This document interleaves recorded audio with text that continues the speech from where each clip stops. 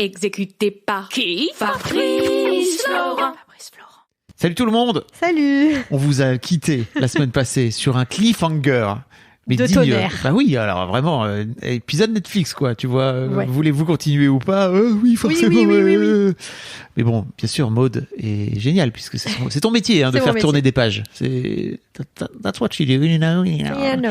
Et en fait, dans cet épisode, effectivement, on va parler de travailler en équipe. Et t'as ajouté, et donc, entre guillemets, lâcher le bébé et savoir déléguer. J'ai trouvé ça intéressant que tu aies rajouté ça. Lâcher le bébé. Lâcher le bébé. C'est très marrant. Et effectivement, donc dans la semaine passée, tu étais en train de parler de Danny Boone. On vous invite à réécouter cette fin où tu disais, tu avais croisé Danny Boone dans une soirée et tu te disais, mais Danny Boone, lui au moins, il a une équipe et il est entouré de gens, etc. Alors tu sais pas forcément, mais c'est comme ça que tu le projettes. Exactement. Là où toi, tu as un peu la sensation d'être toute seule. En fait, j'ai la sensation de construire mon équipe. Peut-être le moment où le prof de sport te fait choisir des gens et je dois choisir qui vient dans mon équipe. Qui vient en dernier aussi. Qui vient en dernier aussi, qui vient en premier. Et que, en tout cas, je disais que je suis à un stade de ma carrière et c'est la différence entre moi, bébé auteur qui a écrit qu'un seul livre, et Danny Boone qui fait carrière depuis des années, c'est que j'imagine qu'avec les années, tu te construis une équipe. Et là, je vois encore, j'ai des éditrices auxquelles je tiens beaucoup, avec qui ça fonctionne très bien. Donc, j'ai quand même des pôles, tu vois, de sûreté. C'est énorme. Ce qui est déjà énorme. Mais la question de comment je complète ça de feedback extérieur, est-ce que je me fais accompagner par un agent? Oui, non. Quelle place je donne à mes projets annexes? À quoi je dis oui, à quoi je dis non? Enfin, comment je me fais bien entourer et conseiller? Mais là, on anticipe un peu parce qu'on en est à la phase post-publication. Voilà, c'est une question qui m'interroge beaucoup et qui m'interroge de comment tu crées ta bonne équipe. Mais on va quand même parler de la phase post-publication dans cet épisode, non? Oui, en fait, là, si on reprenait la chronologie, c'était le moment où je trouve une maison d'édition pour publier mon premier livre et où un projet qui était personnel, ça faisait 3 mois, si seulement. Ça faisait 3 ans que je travaillais seule sur mon texte, que je faisais mes retours, que je travaillais sur mon manuscrit. Et là, j'arrive dans une équipe où il y a une directrice de la maison d'édition qui choisit la couverture du livre, une directrice commerciale qui met en place une stratégie, une responsable des réseaux sociaux, des éditrices et une équipe de représentants qui va aller vendre le livre dans les librairies. Et là, t'arrives et t'es plus toi tout seul chez toi. Tu deviens le maillon important, mais un maillon d'une chaîne plus générale. Et ça, c'est totalement vertigineux. Comment tu l'as vécu, toi? Alors, j'imagine, après 3 ans, avoir pianoté sur ton... Là, les gens le voient pas, mais t'as quand même un vieux MacBook Air qui date d'il y a 10 ans. Littéralement, parce que je l'ai acheté en 2013. Donc ça y est, joyeux anniversaire. T'as écrit tout ton bouquin là-dessus, t'es en train d'écrire le deuxième là-dessus. Donc j'imagine vraiment l'aspect... Et peut-être on peut en parler maintenant. Tu disais, moi, l'un des trucs que je veux, c'est pouvoir me barrer où je veux dans... On l'a dit au micro, ça ou pas? Non, je me drogue, c'est ça. Non, je suis... C'était hors micro. Et je me suis dit, ça, il faut qu'on en parle. Mais il y avait un côté vraiment où tu veux écrire. Et l'une des activités cool dans l'écriture, c'est que, en fait, t'as juste besoin de ton ordi. T'as besoin de rien. En fait, c'est ce que j'aime. Parce que tu me disais, mais pourquoi t'écris pas sur Google Doc? Et je disais, mais en fait, j'ai pas envie d'avoir besoin d'internet pour écriire. Je veux avoir besoin de rien pour écrire. Il m'a dit, mais ça existe aussi hors connexion. Je suis en mode, bon, hors connexion. Fine. Mais j'aime bien dans l'activité d'écriture le fait d'avoir besoin de rien, sauf d'un ordinateur. Mais en fait, techniquement, et c'est ce que je t'avais dit, si je veux me mettre à la peinture, il faut quand même un atelier, il faut que j'achète des toiles, de la peinture, un endroit où le faire, où je stocke. Enfin, c'est tout quand même une orga, alors qu'écrire, franchement, il y a ce côté, je peux faire ça n'importe où, n'importe quand, et j'ai besoin de rien, et j'ai pas besoin d'investir dans quoi que ce soit. Des trucs que je kiffe avec le podcast, c'est ça, c'est qu'en fait, t'as juste besoin d'un enregistreur. Bon, certes, c'est un peu de matos, mais c'est beaucoup moins de matos que d'avoir des caméras, des machins, enfin bref, c'est tout un autre délire, quoi. Et c'est pour ça aussi que j'adore le podcast, c'est que j'ai bossé pendant le podcast pendant plusieurs années. C'est que je pense qu'il y a ce côté, effectivement, t'as pas besoin d'aller convaincre 15 personnes, tu montes un film, t'as besoin d'un producteur, d'argent, tu dois lever des millions, etc. Mais là, un podcast, globalement, tu investis quelques centaines d'euros dans le matériel, dans le plus grand des cas, et puis c'est à peu près tout. Et j'adore cette économie de moyens et d'avoir besoin de pas trop travailler en équipe, de pas être 25. Mais oui, mais c'est vrai. D'aller monter un film, de convaincre plein de gens, de devoir emmener beaucoup de gens avec moi. Moins mon truc, plutôt que... Et j'adore dans l'écriture notamment ne pas avoir besoin d'attendre. Je veux dire, si je veux réécrire ma deuxième partie sur laquelle je suis en train de travailler, j'ai pas besoin d'attendre l'aval, le feu vert de 15 personnes, faire petit rendez-vous, lever tant d'argent. Non, mais en fait, je l'écris et point. Et je peux aller à mon propre rythme. Rien ne me ralentit et ça, je trouve ça fou. Ok, donc tu passes de ça, oui, voilà, précisément, cette autonomie totale, exactement, machin, à ok, en fait, ton bouquin est terminé. Ouais. Déjà, comment ça se passe? Moi, il y a un truc qui me fascine toujours, c'est la création de la couve. Est-ce que quand tu es en train d'écrire, toi de ton côté, tu as déjà en tête une idée de ta couverture ou de à quoi ça va ressembler, etc. Non. Pas du tout. J'y ai même pas pensé. Vraiment, j'y pense pas du tout. Et ça t'intéresse pas? C'est un sujet? Okay, enfin, ouais, ça ne m'intéresse pas, je pense. Ouais. Vu que j'y pense pas, c'est que ça m'intéresse pas. Je suis vraiment focalisée sur le texte. Okay. Je suis vraiment sur mon Word et je me dis, oui, le chapitre temps, il commence comme ça et en même temps, c'est un rappel de la figure du soleil qu'on retrouve à la fin du où le soleil se couchait là. Donc j'en suis là, tu vois. Okay. Mais alors la couverture, voilà, vraiment pas du tout. Et donc comment ça se fait? C'est justement le rôle de la maison d'édition de transformer ton document Word en livre. Et donc, c'est ce que j'avais noté sur nos petites notes pour cet épisode. La question, c'est apprendre à faire confiance à quelqu'un d'autre que toi. Parce qu'à la fin, ton éditeur peut te faire des retours sur le texte, mais c'est toujours toi qui tranches, et c'est toi qui décides, et tu restes l'auteur, le maître à bord.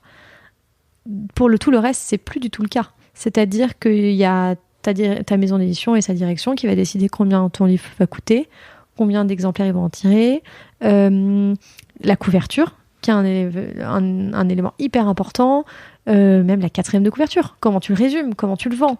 Ça, c'est pas toi qui choisis. Non. Alors, évidemment, l'auteur a un mot à dire, c'est-à-dire qu'on m'a tout fait relire, tout validé.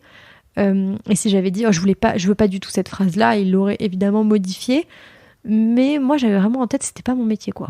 Enfin, j'avais pas envie de l'écrire. Et s'il m'avait dit, tu veux écrire la 4e, j'aurais fait, ah non, faites-le. Enfin, c'est votre métier. C'est votre métier de vendre le livre que moi j'ai écrit, quoi. Exactement. Okay. Donc, c'est vous les professionnels. Et si je vois une erreur ou quelque chose qui vraiment me chagrine ou que je pense être à un contresens, ce que je faisais en général, c'est que je disais jamais non. Je soulevais la question dans, là, vous me dites ça, est-ce que vous êtes sûr? Et il me disait, ouais, c'est fait exprès, on y a pensé, on pense que c'est bien. Go. Par exemple, là, en ce moment, dans Paris, il y a une campagne d'affichage pour mon livre poche. Énorme campagne. Est-ce qu'elle sera encore là cet été? Pas sûr. Oui, non, pardon pour l'auditeur qui est dans le futur. Et si vous n'êtes pas à Paris non plus, allez voir c'est sur ton Insta. Oui, allez voir sur mon Instagram. Voilà. Il est partout.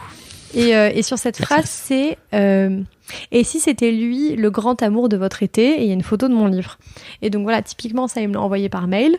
Et donc moi, j'ai juste dit, c'est peut-être bizarre, le grand amour de votre été. Pour moi, c'est soit l'amour de vacances, soit... Enfin, qu'est-ce que vous en pensez? Et et on m'a répondu, ah oui, on s'était posé la question, mais en fait, on trouvait bien que ça marchait pour tel truc. Et j'ai dit, ok, super. C'est juste... voilà, mais c'est pas mon travail. Mais si j'avais dit, ah là, je veux vraiment pas cette phrase, elle me trigger, je veux pas, ils auraient dit, bon, ok. Mais c'est pas mon métier, quoi. Et donc, il y a quand même le côté, tu as mis tout ton cœur. Et il y a vraiment cette question de confiance, d'avoir confiance que chacun va bien faire son métier, que chacun va bien bosser et que toi, tu as fait ta partie, puis que maintenant, ça dépend plus de toi et que tu vas laisser les autres faire leur travail. Il y a une question que j'adore poser. C'est, pour toi, la confiance, ça se gagne ou ça se perd?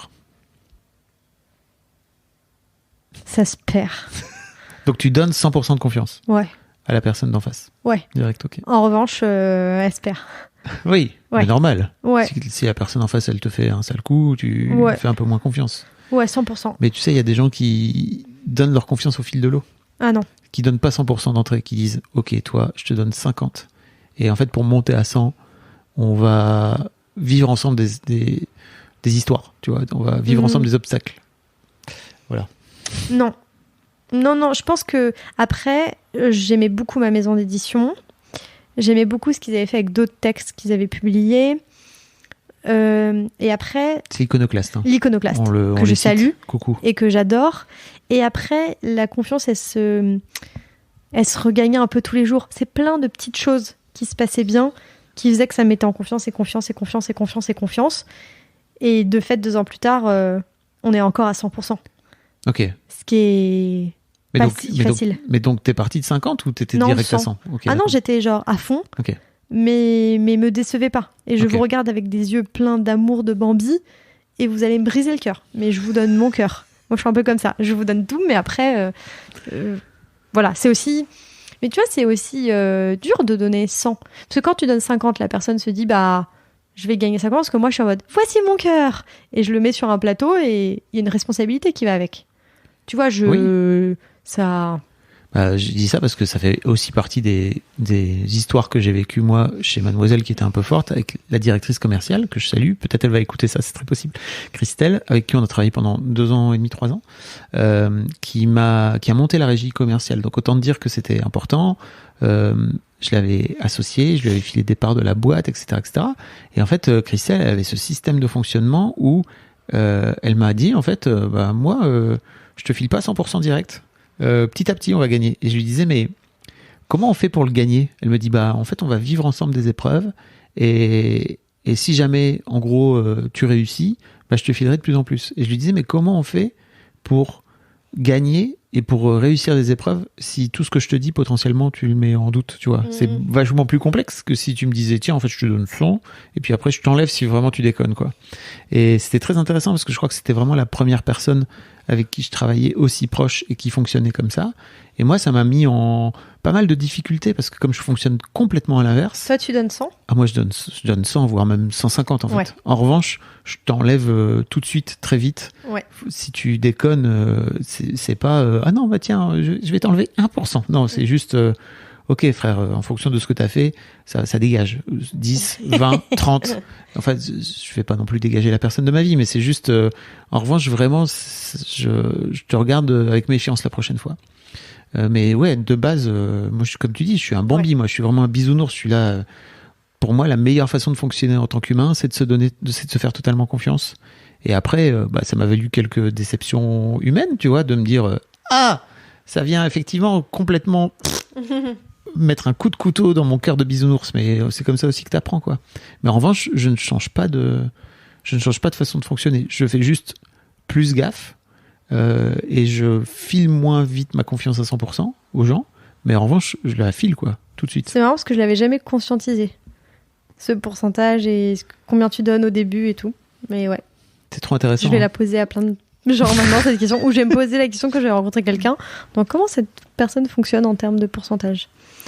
Très intéressant. Et de moments où tu les donnes. Et de moments où tu les perds. Et où tu les perds. Donc ouais, toi tu te lances à ce moment-là. Ouais. Est-ce que tu peux c'est peut-être le moment d'expliquer un petit peu comment ça fonctionne pour les gens qui connaissent pas le milieu de l'édition. C'est-à-dire que toi tu rends ton texte et après... Ouais, alors il y a plein d'étapes avant ça. C'est-à-dire que tu le rends une première fois, puis après tu as une correctrice qui passe orthographique, puis tu valides, puis une deuxième fois, puis tu as le droit à une dernière relecture, puis tu as une relecture une fois que le texte est mis en page sous forme de livre, comme un PDF. Et après, je crois que tu as même les épreuves non corrigées, mais qui sont imprimées sur des petits livres, un peu...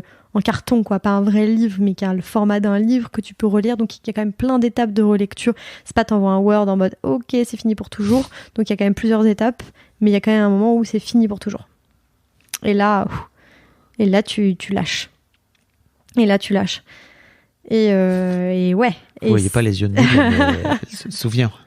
Ouais, c'était le premier aussi, donc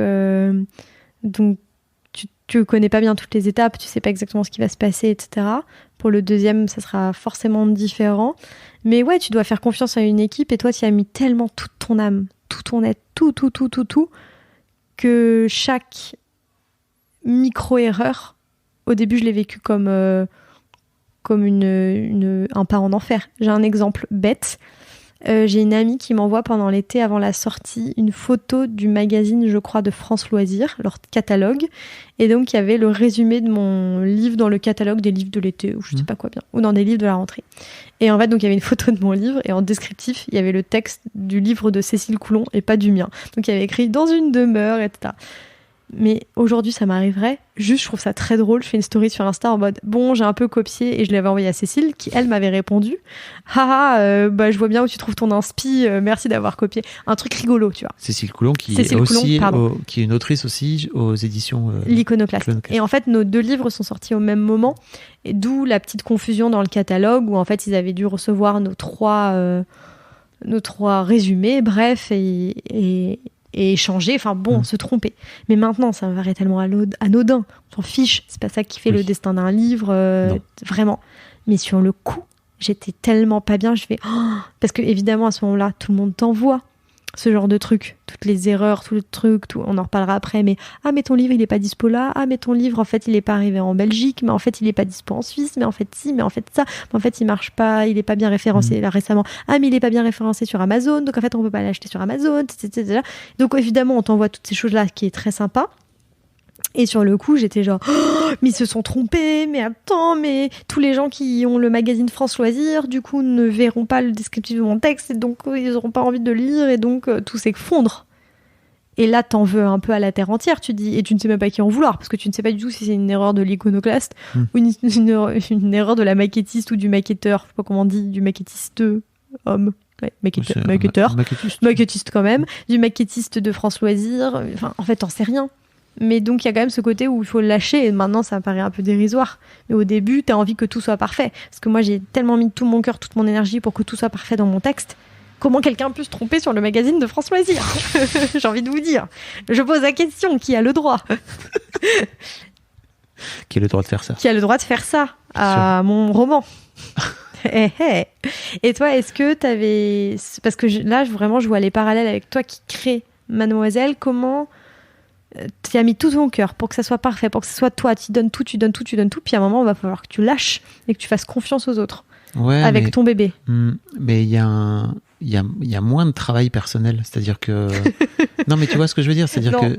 Non, tu vois pas. Tu as quand même beaucoup travaillé pendant des années. Oui. Ah, tu veux dire maintenant que j'ai vendu ou non, pas du tout? Bah non, quand tu l'as créé. Mais quand je l'ai créé, en fait, pour moi, je le crée je mets beaucoup d'énergie dedans, mais en fait, il y a un moment donné où très vite, il y a des gens qui viennent travailler dedans, très très vite. Oui, c'est vrai. Et qui viennent y apporter leurs pattes, et qui viennent challenger mes idées, ou les choses qu'elles viennent m'amener, moi je les challenge aussi. Donc il y avait un vrai aspect de co-création très très rapide. Une fois que la phase de conception, machin, elle est terminée, et qu'en fait le site il est live, en fait après il faut le faire vivre. Donc, et ça c'est du quotidien. Donc parfois, tu vois, on a moins le temps au quotidien de se rendre compte. Parfois, on fait des erreurs, tu vois, et on s'en rend pas compte sur le moment. On s'en rend compte le lendemain ou le surlendemain parce qu'on voit qu'il y a eu des commentaires négatifs, etc. Mais finalement aussi, on co-crée énormément le magazine avec ses lectrices. En tout cas, moi, j'ai beaucoup co-créé Mademoiselle avec ses lectrices dans tout ce qu'elles ont pu apporter, de feedback positif, de feedback négatif. Comme je le disais dans l'épisode précédent, parfois, je prenais juste ce qui m'intéressait. Parfois il y avait des trucs trop intéressants où je me disais tiens, en fait ça c'est trop intéressant, je l'avais pas perçu comme ça, let's go. Il y avait d'autres feedbacks où je me disais ok, ça je l'ai vu, ça m'intéresse pas. Mais ouais, il y a eu tout de suite un aspect très co-créons ensemble. Après, pour l'aspect délégation, c'est venu beaucoup plus tard, parce que quand j'ai commencé à déléguer la rédaction en chef, tu vois. Et ça, pour moi, c'est venu, mais 10 piges plus tard. Un peu plus tôt, parce que je déléguais beaucoup de choses à Mimi, qui était la secrétaire de rédac à l'époque. Elle n'était pas encore tout à fait rédac chef adjointe. Et comme elle se démerdait super bien, je la laissais faire plein de trucs. En toute confiance, mais ouais, ça fait partie des choses que j'ai. Et tu vois, notamment, je parlais de la directrice commerciale. Moi, j'avais une idée en tête de la façon dont on devait vendre Mademoiselle, etc. C'était trop intéressant de voir la création de ce projet-là dans le projet, parce que c'était essentiel de réussir à vendre Mademoiselle, en tout cas de vendre de la publicité sur Mademoiselle. Et Christelle, elle arrivait avec son feedback de 10 ans de travail chez Au Féminin, etc. Donc on a dû se phaser énormément, parce que on n'avait pas forcément le même langage, on n'avait pas forcément la même façon de parler. Et pour moi, c'était hyper important de la mettre à la culture, tu vois, de Mademoiselle. Et il y avait plein de choses dans lesquelles, au départ, elle était décalée. D'ailleurs, on se marre encore de temps en temps, parce que elle pouvait dire des trucs parfois qui étaient complètement à la ramasse par rapport à ce que moi, la façon dont moi je voulais parler des lectrices. Et surtout, tu vois, il y avait des mots-clés qu'elle utilisait, marketing et tout, avec lesquels j'avais parfois du mal. Mais je me suis Par exemple, c'était quoi? En fait, elle, son job, c'était de vendre le site, et c'est de vendre l'audience à des agences de pub et à des agences de com. Et donc, elle utilisait plein de mots-clés, où tu vois, elle venait dire que les lectrices de Mademoiselle, elles étaient très authentiques, tu vois. Et bon, je parle de ça, c'était en 2014, hein, tu vois. Et pour moi, j'étais là, mais en fait, ça veut rien dire authentique. Authentique. Elles sont authentiques. Mais elle disait, non, mais il faut que tu te rendes compte que il y a pas beaucoup de médias féminins qui vont dire de leurs lectrices qu'elles sont authentiques. C'est plutôt, elles vont parler de CSP, etc. Donc, tu vois, avec le temps, on avait fini par faire parler des lectrices. On avait fait une petite vidéo, en fait, où on faisait parler des lectrices du média. On leur demandait un peu ce qu'elles en pensaient, etc. Et on avait fait une version de 1 minute 30, ce qui permettait de donner tout de suite avec des mots, voilà à quoi elle ressemble en fait lectrice de Mad, parce que l'air de rien, elle ressemblait quand même pas à toutes les autres lectrices des magazines féminins, et c'était hyper important, tu vois. Donc moi j'avais à la fois cette vision de, il faut qu'on arrive à nous distinguer sur le marché commercial, tout comme on l'a fait dans le média par rapport au lectorat, et elle venait avec sa vision beaucoup plus marketing. On a dû, je crois, trouver un point au milieu. C'était hyper intéressant à vivre et à faire, en fait, tu vois, tous les deux. Voilà ce que je voulais dire par rapport à ça. Ça te laisse perplexe? Non, c'est vrai que ça me laisse songeuse parce qu'effectivement, toi, depuis le début, tu n'avais pas le choix. Enfin, c'est pas que tu n'avais pas le choix. Depuis le début, c'était collectif. Oui. C'était, je veux monter une équipe de foot. Oui. Depuis le début, tu pouvais pas être tout seul. Dans l'essence même du projet, c'était que ça soit un projet collectif, alors que c'est vrai que là, nos chemins se séparent malheureusement. L'écriture reste d'abord un projet personnel. Bien sûr. Et authentique d'ailleurs. Et ensuite, tu passes dans l'équipe. Oui. Effectivement, sans doute que le saut de passer de OK, mon fichier Word pendant des heures toute seule devant mon ordinateur à ça y est, c'est le grand moment où il faut, j'imagine que tu allais pitcher ton bouquin à des représentants commerciaux, etc. Ouais. Tout ça, enfin, je l'ai fait parce que j'ai moi sorti un livre il y a quelques années, n'est-ce pas? Et c'était vraiment une expérience intéressante, hein. Et c'est une expérience intéressante. Et c'est vrai que ça fait appel à plein de compétences très différentes. Et je pense que c'est la même chose quand tu crées ta boîte, ça fait appel à tellement de choses de toi. Derrière le côté entrepreneurial, par exemple, en fait, c'est que l'arbre qui cache la forêt. C'est un peu la même chose, parfois, j'y pense, avec le fait d'écrire, où il y a la partie écriture qui est le nerf de la guerre, le cœur du bazar. Et en même temps, ensuite... il va falloir aller faire la promo, pitcher ton livre, être convaincant, le vendre, etc. Mais ça sera peut-être les futurs épisodes. C'est pour l'épisode d'après, je crois. Voilà. Mais c'est vrai que tu arrives dans une équipe. Tu arrives dans une équipe et avec d'autres compétences, tu dois faire confiance à d'autres personnes que toi et un peu lâcher l'affaire aussi sur des détails.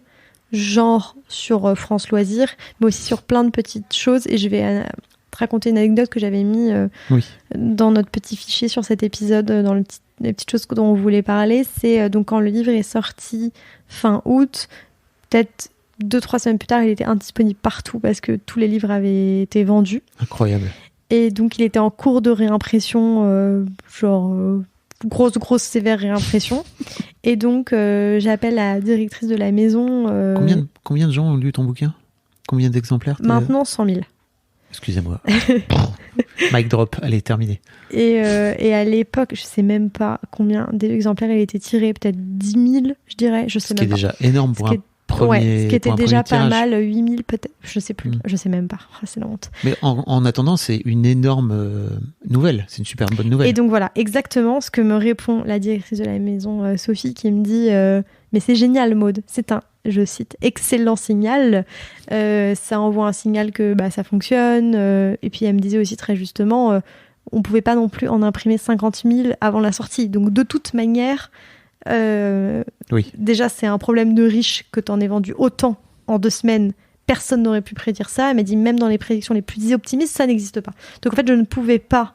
On n'aurait pas pu mieux faire.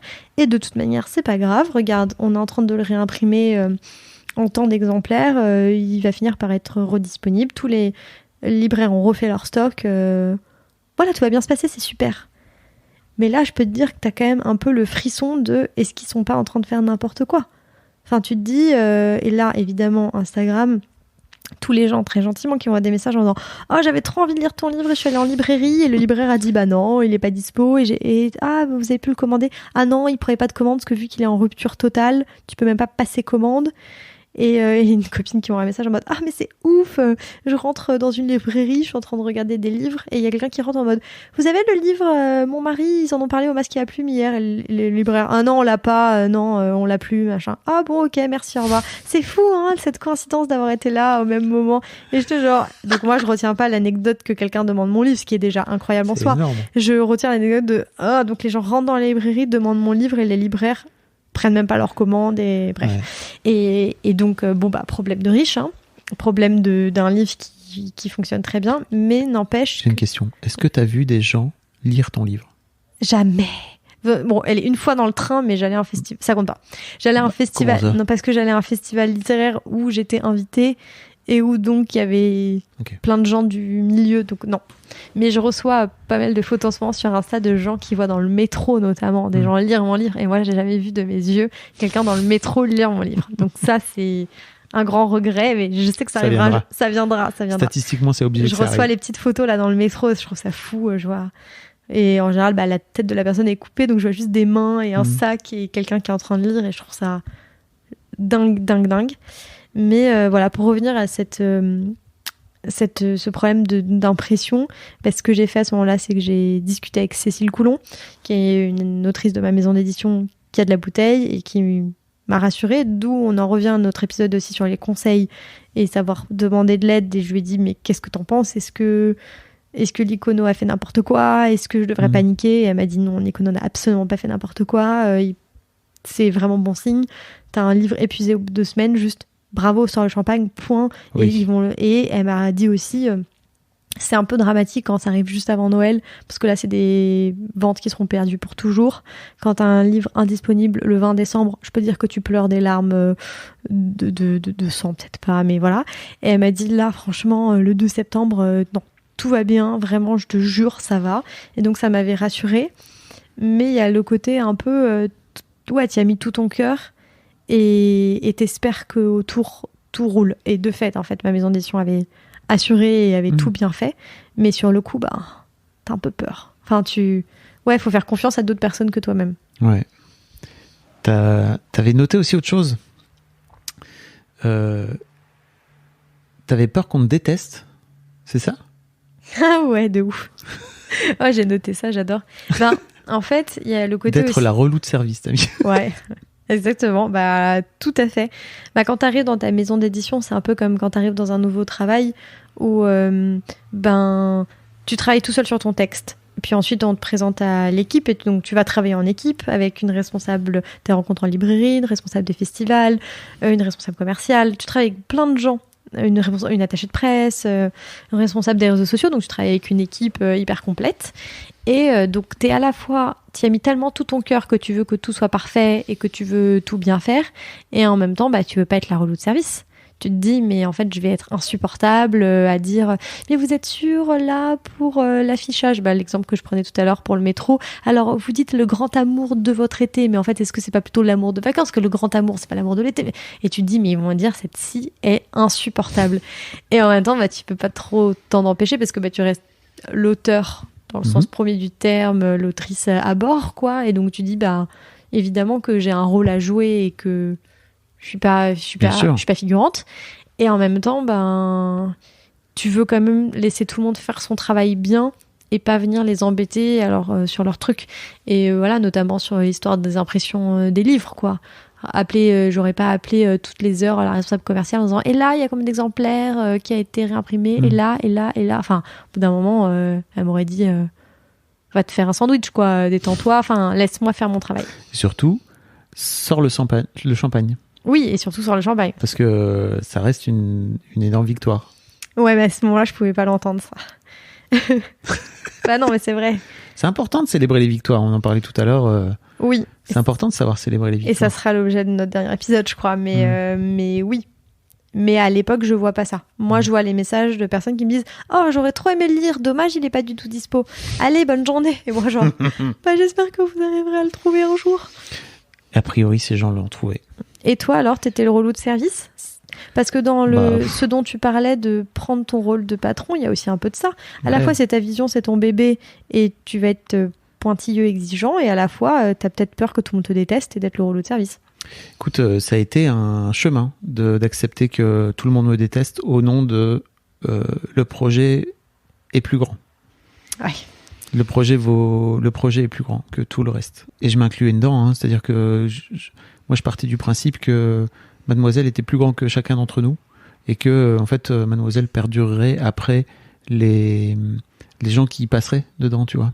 Et peu importe comment dire, je me rends pas compte aujourd'hui à quel point c'est ok ou pas avec l'idée que j'avais de ma boîte, tu vois, mais pour moi c'était un truc un peu fondateur, tu vois, et fondamental dans la boîte. Je crois pas que je le conscientisais autant à l'époque, c'est-à-dire que je m'en suis rendu compte plus tôt les dernières années, et notamment quand j'ai décidé moi-même de quitter la boîte parce que je considérais que j'avais fait le tour et que, enfin, tu vois, je me suis mis à la même, finalement, à la même hauteur que tout le monde, en fait. C'était juste, je suis plus viable et je suis plus à la hauteur par rapport à l'idée que j'ai de ce qu'il faut que le projet soit. Il faut que je le quitte. Mais ouais, ça a été un vrai chemin d'apprendre à faire le relou, d'apprendre à donner des feedbacks qui étaient parfois pas forcément positifs, ou en tout cas qui étaient toujours en mode ok, faut s'améliorer, mais parfois faut aussi appeler un chat, quoi, tu vois. Et parfois, quand il y a quelqu'un qui fait un truc pas bien ou qu'il est pas à la hauteur d'un truc, juste lui dire, là, tu vois, en fait, c'est pas à la hauteur par rapport à l'idée que j'en ai et par rapport à l'idée que je veux que Mademoiselle existe, quoi, tu vois. Donc ouais, c'est parfois compliqué. Et je trouve ça aussi un peu risqué de dire le projet est au-dessus de tout. Ça fait un peu peur. Parce qu'il y a le côté, si moi je disais ok, mon premier roman il est au-dessus de tout, est-ce que ça m'ouvre pas la porte à plein de choses, à demander des choses indemandables aux membres de l'équipe de ma maison d'édition, à dire au nom de mon livre, tu vas refaire ce truc 15 fois, tu vas appeler François Asie, on va réimprimer le magazine. Enfin, des choses qui maintenant me paraissent en fait absolument bêtes et c'était vraiment pas le nerf de la guerre. Mais il y a... Mais oui, c'était quand t'es porté par un truc, t'as envie de dire c'est tellement plus important de tout, et en même temps les autres te disent pas du tout. Pas du tout. Mais c'est clair que c'était une vision assez toxique finalement de ce projet, et qui représentait aussi l'investissement que j'y mettais dedans. C'est-à-dire que pour moi, c'était tellement important, et c'était pas important parce que juste c'était ma boîte, c'était important parce que pour moi, Mademoiselle faisait du bien à la société. Et en fait, je sais aujourd'hui avec le recul que égotiquement, il y avait aussi, c'est moi qui fais du bien. Donc je suis assez à l'aise avec ça. À l'époque, j'en avais moins conscience. Mais ouais, il y avait un vrai truc je sais aujourd'hui que il y avait un environnement, enfin, c'est pas toxique en fait, mais je sais que cette idée que j'avais de Mademoiselle est plus important que tout, ça pouvait créer un truc qui était parfois compliqué à gérer, quoi. Aussi bien pour moi que pour les membres de l'équipe, hein. Je le sais. C'est pas facile. Non. Et en même temps, c'est mon chemin. Mais oui, c'est le chemin. Mais ouais, c'est beau ces grands projets. Et la question, quand c'est un projet perso, quand c'est une idée intime, quand on en revient au premier épisode, comment t'intègres dans ta barque d'autres gens dans ton projet sans les noyer avec ta vision et en même temps en faisant un truc collectif. Enfin bref, il y a quand même un petit exercice d'équilibriste à devenir, à grossir et à impliquer des gens dans son projet. Et si j'en reviens toujours à cette personne fictive dont le rêve c'est d'ouvrir un café-librairie par exemple, le jour où tu ouvres ton café-librairie et où c'est plus juste toi, ton idée, ton projet, mais les 3 personnes que tu embauches, ta vision, il faut la partager avec des gens, il faut les impliquer dans ta vision. En même temps, c'est pas leur projet de vie peut-être, hein, c'est juste peut-être un taf salarié. Ça, clairement. Et donc, vous êtes peut-être tout à fait alignés. Toi, c'est peut-être ce qui te fait te lever le matin depuis 3 ans, alors que eux, peut-être pas. C'est peut-être un taf salarié comme un autre, et c'est très bien comme ça. Donc, il y a quand tu commences à embaucher dans ton café, il y a une petite manœuvre à faire. Tu m'étonnes. Il y a un petit virage. La semaine prochaine, on vous parle de c'est quand le succès. Ah ah. On va parler de le succès, quoi. Le succès. Simplement. RDV jeudi prochain, 6h du jeudi mat. prochain. Même jour, même heure. On espère que vous passez de belles vacances et un bel été. Des bisous. Bisous.